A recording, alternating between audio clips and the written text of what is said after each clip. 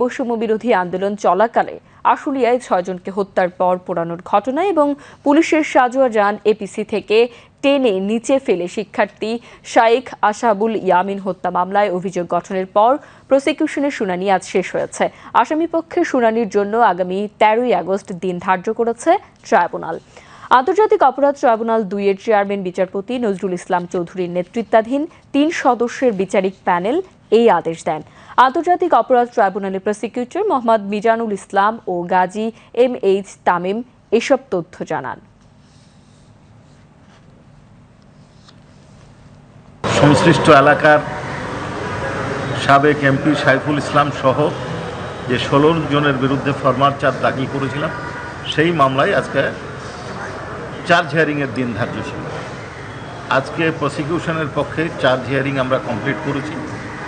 Defence সময় চাওয়ায় honourable tribunal সন্তুষ্ট চিত্তে আগামী ১৩ তারিখ অর্থাৎ ১৩ই আগস্ট ডিফেন্সের শুনানির এবং তাদের কিছু আবেদন আছে, সেই আবেদনগুলোর শুনানির জন্য দিন ধার্য করেছে। রামপুরায় যে একটা মর্মান্তিক ঘটনা ঘটেছিল, জীবন বাঁচার তাগিদে অর্থাৎ আত্মরক্ষার তাগিদে কার্নিশে ঝুলেছিল একজন ব্যক্তি, তাকে গুলি করা হয়েছিল। একজন বাড়ির ভিতরে একজন শিশুকে কোলে নিয়ে তার দাদি ছিল, সেই শিশুর মাথার এক পাশে গুলি লেগে আর এক পাশ দিয়ে বের হয়ে যায় এবং আরও একজনকে হত্যার অভিযোগে সাবেক ডিএমপি কমিশনার হাবিবুর রহমান সহ ৫ জনের বিরুদ্ধে আমরা ফরমাল চার্জ দাখিল করেছি। আশা করছি আগামী ওপেনিং ডেট বা তার পরের দিন কগনিজেন্স হিয়ারিং।